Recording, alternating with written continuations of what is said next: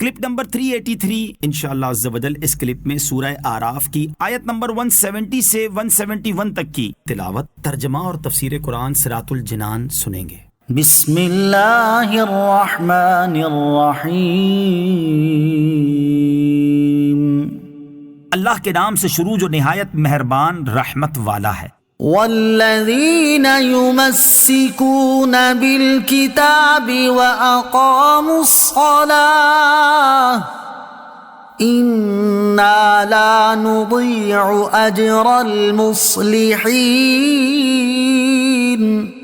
ترجمہ، اور وہ جو کتاب کو مضبوطی سے تھامتے ہیں اور انہوں نے نماز قائم رکھی، بے شک ہم اصلاح کرنے والوں کا اجر ضائع نہیں کرتے۔ والذین یمسکون بالکتاب، اور وہ جو کتاب کو مضبوطی سے تھامتے ہیں۔ کتاب کو مضبوطی سے تھامنے سے مراد اس کے مطابق عمل کرنا، اس کے تمام احکام کو ماننا اور اس میں کسی طرح کی تبدیلی روا نہ رکھنا ہے۔ اور اس آیت کا شان نزول یہ ہے کہ یہ آیت اہل کتاب میں سے حضرت عبداللہ بن سلام رضی اللہ تعالی عنہ وغیرہ ایسے اصحاب کے حق میں نازل ہوئی جنہوں نے پہلی کتاب کی اتباع کی اور اس میں نہ کوئی تحریف کی نہ اس کے مضامین کو چھپایا، اور اس کتاب کی اتباع کی بدولت انہیں قرآن پاک پر ایمان نصیب ہوا۔ وَأَقَامُوا الصَّلَاةَ،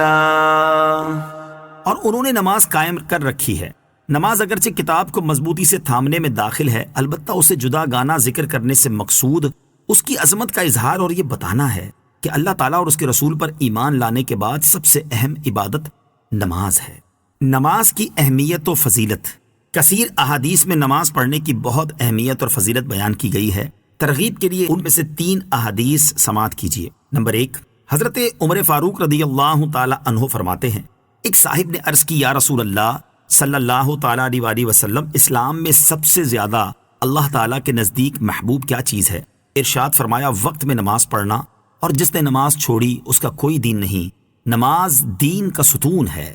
نمبر 2، حضرت انس رضی اللہ تعالی عنہ سے روایت ہے، حضور پر نور صلی اللہ تعالی علیہ وسلم نے ارشاد فرمایا، سب سے پہلے قیامت کے دن بندے سے نماز کا حساب لیا جائے گا، اگر یہ درست ہوئی تو باقی اعمال بھی ٹھیک رہیں گے، اور یہ بگڑی تو سبھی بگڑے۔ نمبر 3، حضرت عبادہ بن صامت رضی اللہ تعالی عنہ سے روایت ہے، حضور اکرم صلی اللہ تعالی علیہ وسلم نے ارشاد فرمایا، 5 نمازیں اللہ تعالیٰ نے بندوں پر فرض کی، جس نے اچھی طرح وضو کیا اور وقت میں پڑھی اور رکوع و خشوع کو پورا کیا تو اس کے لیے اللہ تعالیٰ نے اپنے ذمہ کرم پر عہد کر لیا ہے کہ اسے بخش دے، اور جس نے نہ کیا اس کے لیے عہد نہیں، چاہے بخش دے چاہے عذاب کرے۔ قرآن مجید کے احکام پر عمل کے معاملے میں ہماری حالت۔ اس آیت میں کتاب کو مضبوطی سے تھامنے والوں کی فضیلت بیان ہوئی، اسے سامنے رکھتے ہوئے قرآن مجید کے احکام پر عمل کے سلسلے میں ہم اپنے اسلاف کے حال اور اپنے حال کا موازنہ کریں تو موجودہ دور میں مسلمانوں کی مجموعی صورتحال انتہائی تشویشناک نظر آتی ہے کہ فی زمانہ مسلمان قرآن مجید پر عمل سے انتہائی دور ہو چکے اور دنیا کی نعمتوں اور رنگینیوں پر مطمئن بیٹھے نظر آ رہے ہیں۔ حضرت حسن بصری رضی اللہ تعالیٰ عنہ فرماتے ہیں، میں نے 70 بدری صحابہ کرام رضی اللہ تعالی عنہم کو دیکھا کہ وہ اللہ تعالیٰ کی حلال کردہ چیزوں سے تقوی و ورع کی وجہ سے اس قدر اجتناب کرتے تھے جس قدر تم حرام چیزوں سے پرہیز نہیں کرتے، جس قدر تم فراخی کی حالت پر خوش ہوتے ہو اس سے زیادہ وہ آزمائشوں پر خوش ہوتے تھے۔ اگر تم انہیں دیکھ لیتے تو کہتے کہ یہ مجنون ہیں، اور اگر وہ تمہارے بہترین لوگوں کو دیکھتے تو کہتے کہ ان لوگوں کا آخرت میں کوئی حصہ نہیں، اور اگر وہ تمہارے برے لوگوں کو دیکھتے تو کہتے ان لوگوں کا حساب کے دن پر ایمان نہیں۔ ان میں سے کسی کے سامنے حلال مال پیش کیا جاتا تو وہ یہ کہہ کر لینے سے انکار کر دیتے کہ مجھے اپنا دل خراب ہو جانے کا ڈر ہے، جبکہ تم حرام مال لینے میں بھی ذرا پرواہ نہیں کرتے۔ اللہ تعالیٰ مسلمانوں کو عقل سلیم اور قرآن کریم پر عمل کی توفیق عطا فرمائے۔ وَإِذْ نَتَقْنَا الْجَبَلَ فَوْقَهُمْ كَأَنَّهُ غُلَّةٌ وَظَنُّوا أَنَّهُ وَاقِعٌ بِهِمْ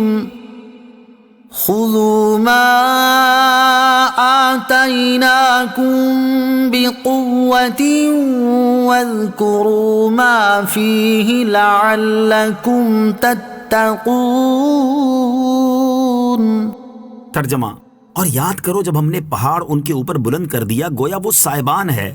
اور انہوں نے سمجھ لیا کہ یہ ان پر گرنے ہی والا ہے، اور ہم نے کہا جو ہم نے تمہیں دیا ہے اسے مضبوطی سے تھام لو اور جو کچھ اس میں ہے اسے یاد کرو تاکہ تم پرہیزگار بن جاؤ۔ وَإِذْ نَتَقْنَا الْجَبَلَ فَوْقَهُمْ،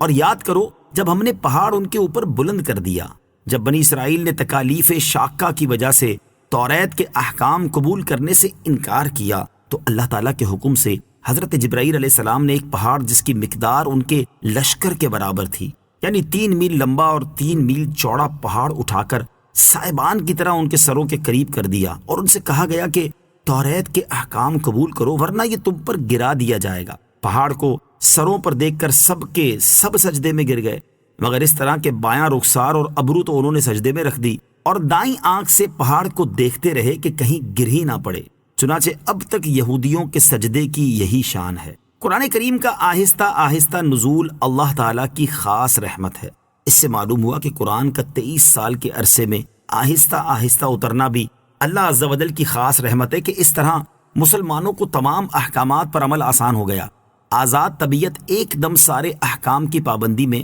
دقت محسوس کرتی ہے۔